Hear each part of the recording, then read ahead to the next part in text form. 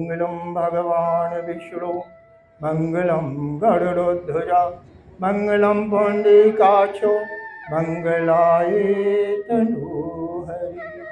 जो सुमिरत सिद्ध हो गणनायक करिबरि वदन करौ अनुग्रहेशो बुद्धिराशि शुभ गुण मुके हो ही बाजा अंगु चढ़ी गिरिवर गहन जाशु कृपा सुदयाल द्रवहु सकल कलिमल रहे। ओम नमो भगवते वासुदेवाय नमः। हम आप पवित्र दिन आज कार्तिक मास के रमा एकादशी के दिन भगवान की एकादशी व्रत एवं कथा का श्रवण लाभ करने जा रहे हैं। कहते हैं जैसे आज हमारे आपके मन में भाव हुआ था, इसी प्रकार युधिष्ठिर ने भगवान कृष्ण से पूछा था, हे कृष्णा, रमा एकादशी क्या है, इस व्रत का नियम क्या है और इस व्रत को कैसे करना है। कहते हैं भगवान कृष्ण ने कहा, कोई भी व्रत करो, कोई भी नियम का पालन करो, सबसे पहले मन में भाव होना चाहिए कि हम उसको व्रत क्यों रख रहे हैं, मन में क्या भाव है और क्यों हम उसका आज दिन भर नियम का पालन करें। एकादशी व्रत हमारे सनातन धर्म में हर माह के, कहते हैं हर माह के 2 एकादशी आती है। वर्ष में इस प्रकार 24 एकादशी। प्रत्येक सनातन, प्रत्येक जो धर्म पुरुष होता है वो इस व्रत को रखने का नियम बताया गया है। कोई भी व्रत रखने के अनेक प्रकार के कारण हैं। जैसे अभी हम लोग, हमारी साथ की महिलाएं करवा चौथ के व्रत, करवा चौथ का व्रत क्यों रखती है महिला, क्योंकि हमारी पत्नी की आयु लंबी हो। कहते हैं भगवान का जो भी व्रत रखा जाता है, जिस दिन का जो व्रत होता है, इसके महत्व अलग अलग प्रकार है। इसी प्रकार एकादशियों के भी जो 24 एकादशी हैं, उनकी भी सभी का अलग अलग प्रकार महत्व है। जैसे करवा चौथ वाले व्रत में क्या होता है, पत्नी जो पति की लंबी उम्र के लिए व्रत रखती है और व्रत के स्वरूप में अपना एक दिन का जो भी हमारी आयु तक है, लंबी उम्र के लिए आयु तक दान देती है।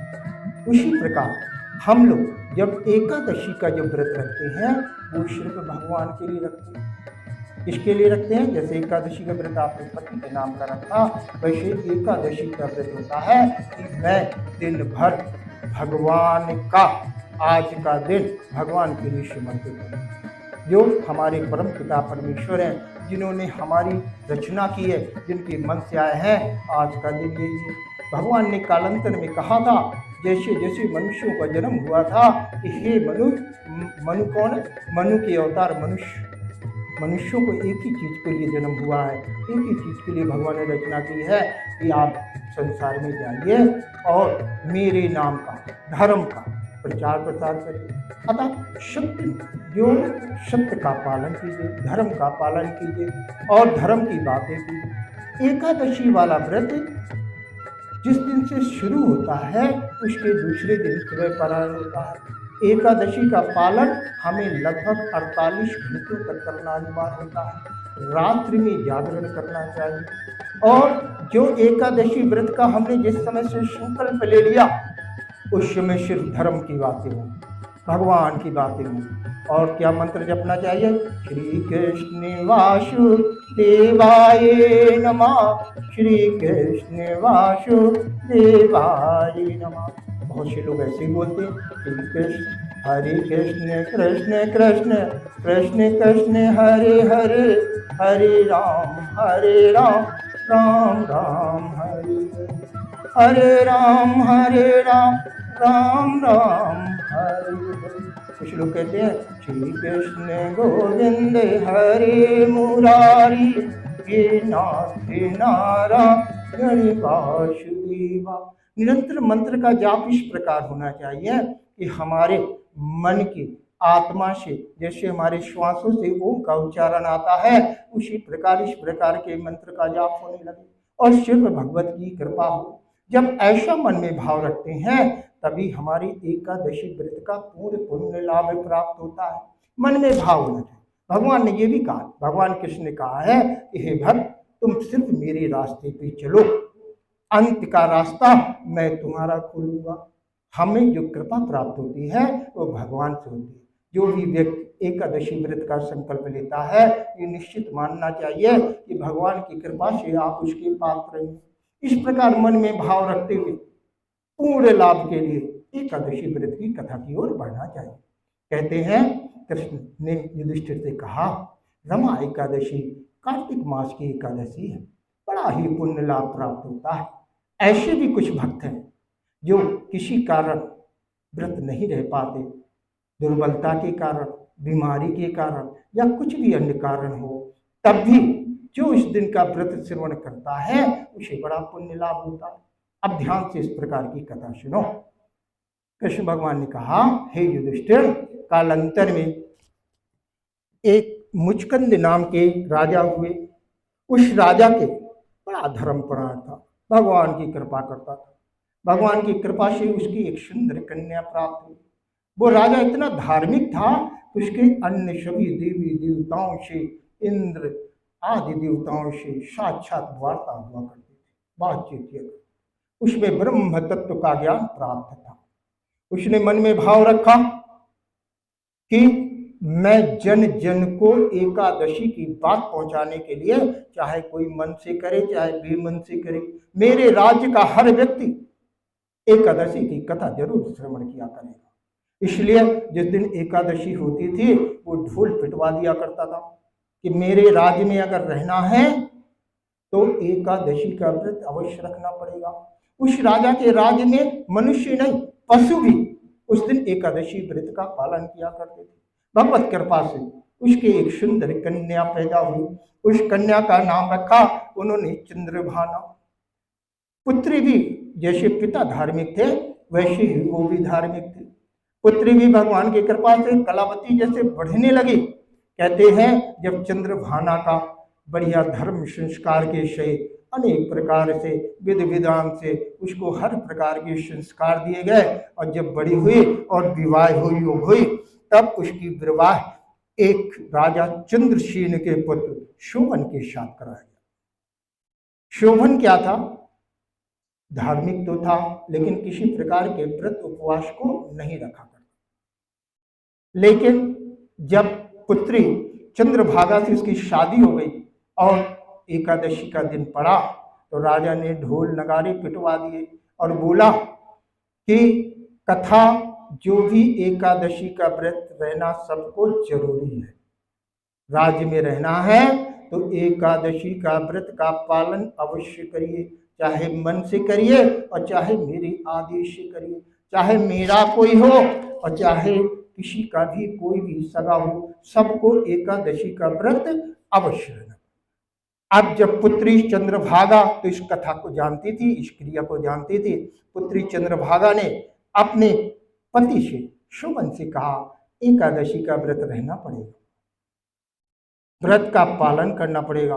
तो शोभन ने कहा मैं व्रत का पालन तो कर सकता हूँ लेकिन मैं इस समय बीमार हूँ और मेरी काया अगर भोजन नहीं मिला तो मैं भूख से मर भी सकता हूँ। इसलिए हे चंद्रभागा तुम मेरी स्थिति को जानती हो, मैं कैसे इस व्रत का पालन कर सकता हूँ। चंद्रभागा ने कहा अगर राज्य में रहना है और मेरे पिता की राज्य की सीमा के अंदर रहोगे तो इस व्रत को अवश्य पालन करो। तब शोभन ने मनी मन विचार किया मैं धर्म का मार्ग का अनुयायी तो हूँ लेकिन भले मेरी इस काया से मैं इस व्रत का पालन नहीं कर पा रहा हूँ, व्रत को ना मैं तो निराहार तो रह ही नहीं सकता और ना ही व्रत के योग्य जो भी कहते हैं कि व्रत का सामान थोड़ा बहुत भोजन करके भी, लेकिन चूंकि भगवान की कृपा से अगर मुझे ये प्रेरणा प्राप्त हुई है तो मैं इस व्रत का अब पालन करूंगा। उसने यथाभाव से संकल्प लिया और मनी भान भाव से प्रार्थना की, हे प्रभु मैंने आज तक व्रत का पालन नहीं किया है लेकिन आज मैं इस रमा एकादशी को पालन करूंगा। कहते हैं जब शोभन ने उस व्रत का संकल्प लिया, धीरे धीरे निरंतर व्रत करते रहा, दिन भर मंत्रों का उच्चारण करता रहा। धर्म के मार्ग का जो जो भी धर्म के अनुयायियों ने रास्ता बताया है, उसी प्रकार धर्म का पालन करते हुए वो दिन भर बोलता रहा, श्री कृष्ण गोविंद हरे मुरारी, हे नाथ नारायण वासुदेवा। श्री कृष्ण गोविंद हरे मुरारी, हे नाथ नारायण वासुदेवा। निरंतर मंत्रों के जाप करने से और निराहार रहने से उसको गला सूखने लगा। उसने कभी व्रत का पालन नहीं किया था। संध्या होते होते उसकी स्थिति खराब हुई। फिर भी ऐसी भगवत कृपा हुई, उसकी स्थिति खराब होते भी उसके मन से, आत्मा से जैसे आवाज निकलती है, हमारी श्वास से भी उसका उच्चारण होता रहा, हरे कृष्ण कृष्ण कृष्ण कृष्ण कृष्ण हरे हरे, हरे राम राम राम हरे हरे। कहते ये मंत्र जाप करते करते उसकी एक स्थिति और भी बिगड़ी, लेकिन वो सिर्फ भगवान के माध्यम से सहारा लिए था और भगवत कृपा से कहते अनायासी उसकी व्रत के सुबह सुबह होते होते उसकी मृत्यु हो गई। जब मृत्यु हुई तो राजा मुचकुंद ने और पत्नी चंद्रभागा ने सोचा यही भगवान की कृपा होगी, यही भगवत की इच्छा होगी, और उसके द्वारा ये व्रत करते करते मृत्यु होना भाग में बना होगा। तो उन्होंने दैनिक क्रियाकलापों को करते हुए जो भी मृत्यु के पश्चात क्रियाकलाप होती है, उन्हें राजपुत्र शोभन का, अपने पति शोभन का दाह संस्कार कर दिया और राजा के कार्यभार को देखने लगी और अपने भगवत कार्य में हो गई। और उसने मन में विचार रखा कि जीवन मरण भगवान के हाथ में, ये भगवत की कृपा होगी। कहते हैं वो अपने काम में व्यस्त हुई। रमा एकादशी के दिन उसकी मृत्यु हुई थी शोभन की। इधर शोभन को क्या हुआ, शोभन जो है भगवत कृपा से मंद्राचल पर्वत के रमा एकादशी के प्रभाव के कारण ही मात्र उसका मंद्राचल पर्वत में एक नया धाम निर्धारित हुआ, जिसमें शोभन का निवास हुआ। वहां इंद्र के समान वैभव था। रमा एकादशी की कृपा से इंद्र के समान वैभव प्राप्त हो गया और वही अपने महल में अपने प्रकार से विधि विधान से रहने लगा। इधर कहते हैं कि जब शोभन अपने इसमें मस्त था और भगवत कृपा का पुण्य लाभ प्राप्त कर रहा था, इधर चंद्रभागा अपने पिता के राज्य को पालन करने में निर्वहन कर रही थी। एक बार एक कोई ब्रह्मर्षि थे, ब्रह्मा जो राजा के यहाँ आते थे, वो भ्रमण करते करते जो शोभन को रमा एकादशी के पुण्य लाभ से धाम प्राप्त हुआ था, वहां पहुंच गए। वहां जब देखा हो तो शोभन को पहचान गए, ये तो राजा मुचकुंद के पुत्री के पति हैं। तब उन्होंने शोभन से पूछा, हे शोभन, तुम यहाँ कैसे, तुम्हें ऐसी पुण्य गति कैसे प्राप्त हुई? हम लोगों ने तो सुना था कि रमा एकादशी के दिन व्रत करते करते तुम्हारी मोक्ष गति प्राप्त हुई थी। तब उसने बताया कि हे ब्राह्मण, मैं रमा एकादशी का ऐसा पुण्य लाभ है जो किसी के कहने से रहे। एकादशी का इतना महत्व है कि जो भी कथा में श्रवण करते हैं, जो भी लाभ होता है उसका पुण्य लाभ अवश्य प्राप्त होता है। मैंने कभी नहीं रहा था, लेकिन मात्र ये रमा एकादशी के व्रत रहने से मेरे लिए भगवत कृपा से मंद्राचल पर्वत में इंद्र के समान ये धाम प्राप्त हुआ। मेरे ससुर राजा मुचकुंद कैसे हैं, मेरी पत्नी चंद्रभागा कैसी? उसने सब वृत्तांत पूछा। वो ब्राह्मण वहां से लौट कर जब आया तो राजा और चंद्रभागा उसकी पत्नी को पूरा विवरण बताया, विस्तृत बताया। पत्नी चंद्रभागा विचलित हो गई, मन भाव से उसने कल्पना करने लगी कि हे ब्राह्मण, तुमने कोई सपना देखा है या ये सत्य घटना है? तब ब्राह्मण ने कहा, नहीं, ये मंद्राचल पर्वत में इस प्रकार का धान है। तब पत्नी चंद्रभागा ने मन ही मन भाव रखा और भगवान से प्रार्थना की, हे प्रभु, आपकी कृपा से जब इस प्रकार को धाम मिला है, मेरे पति वहां है और मैं यहाँ हूँ, ऐसी कुछ भगवत कृपा हो कि मैं भी वहां जाकर अपने पति को दर्शन कर सकूं और इस सत्य घटना को देख सकूं। कहते हैं भगवान की कृपा से जब चंद्रभागा ने तपस्या करके उस मंद्राचल पर्वत के उस धाम पर गई, अपने पति को साक्षात रूप देखा। और साक्षात रूप देखकर वो सबसे मन ही मन में विचार करने लगी कि एक एकादशी व्रत करने से जब ये पुण्य लाभ होता है तो मैं अपने पिता से, हमारे जो पिता करते थे, कहते थे कि अगर राज्य में रहना है तो एकादशी का व्रत अवश्य करना है। राज्य धर्म यही होता है, कोई भी धर्म हो। इस प्रकार जो रमा एकादशी का व्रत रहता है उसको सभी प्रकार के पापों से मुक्त होते हुए मोक्ष की प्राप्त होती है। हे युधिष्ठिर, कृष्ण भगवान ने कहा जो एकादशी का व्रत करता है उसको, जो एकादशी की, जिस एकादशी को व्रत रह रहा होगा उसके अनुसार पुण्य लाभ अवश्य प्राप्त होता है, मोक्ष की प्राप्त होती है, सभी पापों से छुटकारा होता है और धन धान्य की बढ़ोतरी होती है।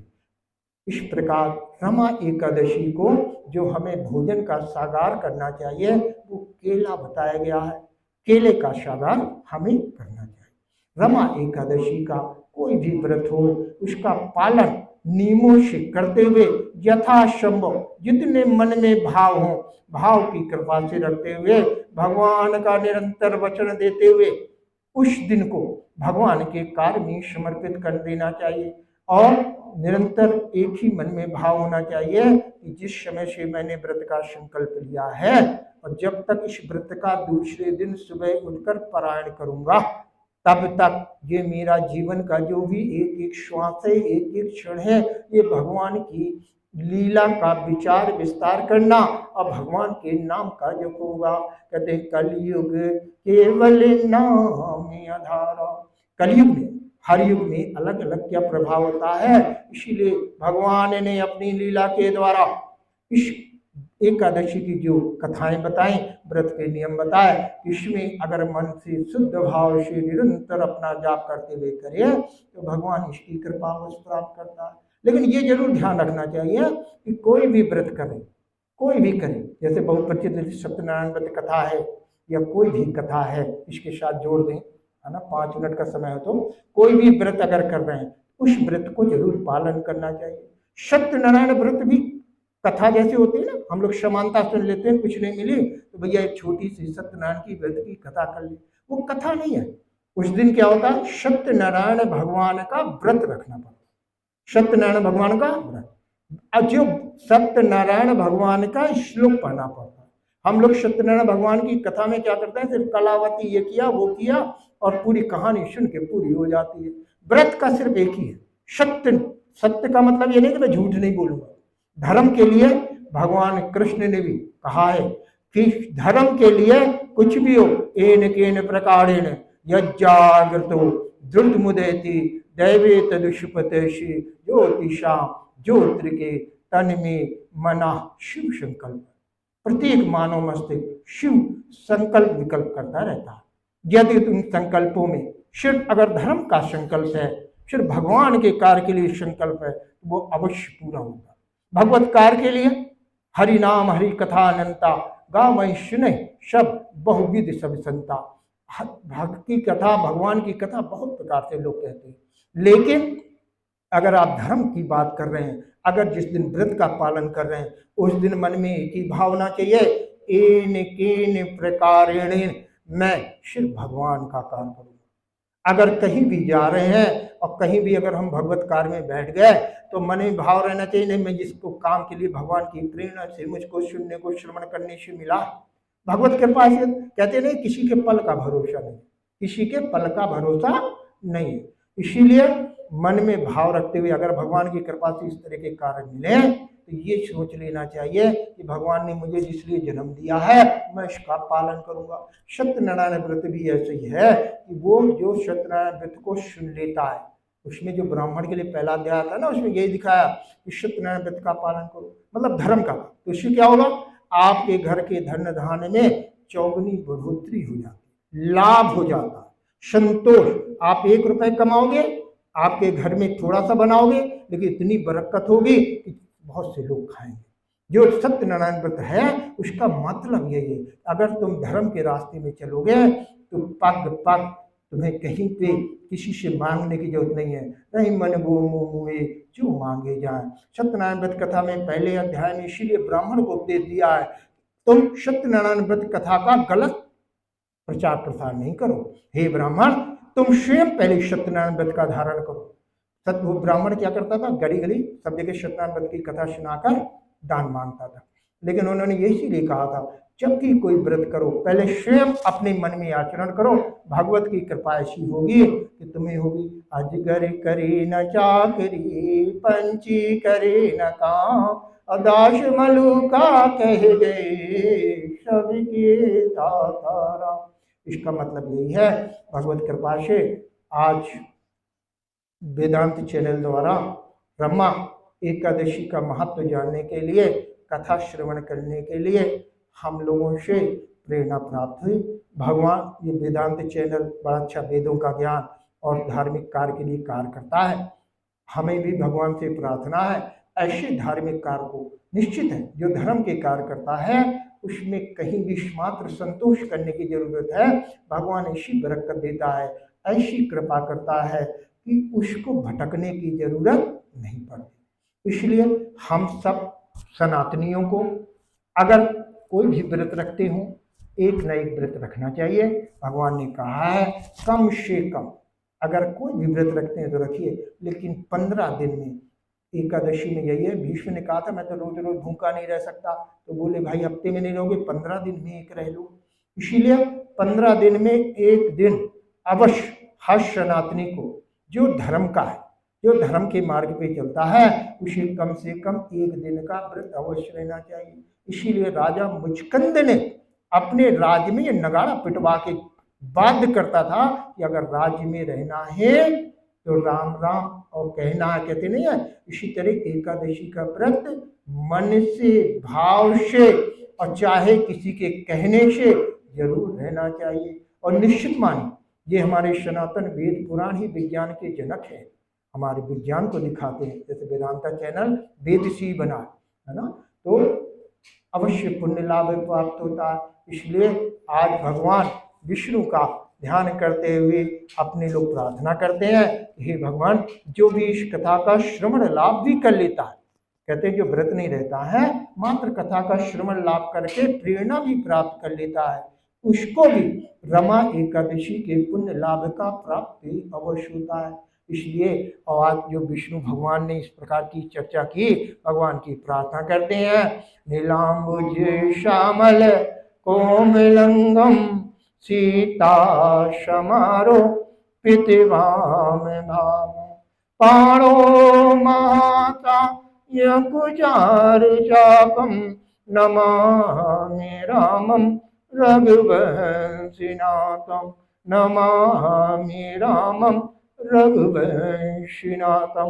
पंचदेव भगवान में ये वेदांत चैनल द्वारा जो आज रमा एकादशी की कथा सभी के पुण्य लाभ प्राप्त करने के लिए सुने गए। हम पंचदेव भगवान मंदिर जो पंच तत्वों का मंदिर है, जैसे हमारा शरीर जो पंच तत्वों से मिलकर बना है, उन्हीं पंच तत्वों के प्रधान देवताओं का मंदिर है। चित्त जल पावक गगनी शमीरा, पंच रचित अति अधमे शरीरा। जिन पंच तत्वों से पूरे ब्रह्मांड की रचना हुई है, उन्हीं पंच तत्वों के प्रधान देवता भगवान शंकर, विष्णु भगवान, माँ जगदम्बा, गणेश जी और सूर्य भगवान, इन पांचों देवताओं का मुख्य मंदिर है।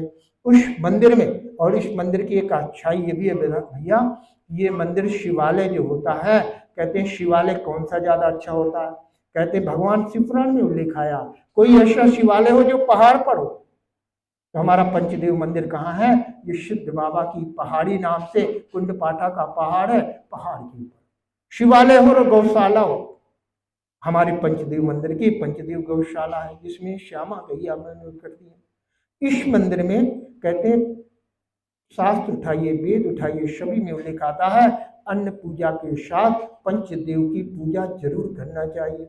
ऐसा मन में भाव रखते हुए जो आप लोगों ने इस कथा का श्रवण कर रहे हैं, ये पंचदेव भगवान मंदिर पे भगवान शंकर जहाँ कुंडपाठा के सिद्ध बाबा की पहाड़ी नामक प्रसिद्ध पहाड़ी पर विराजमान गौशाला है, उस जगह बैठ के, उस जगह के माध्यम से जो वेदांत चैनल के द्वारा रमा एकादशी का महत्व और एकादशी का व्रत रखने की प्रेरणा आप सबको प्राप्त हो रही है, इसके लिए हमें वेदांत चैनल का बहुत बहुत साधुवाद करना चाहिए कि जिसको जिसको इसको श्रवण करेंगे एक अच्छा कार्य है, धर्म का कार्य है।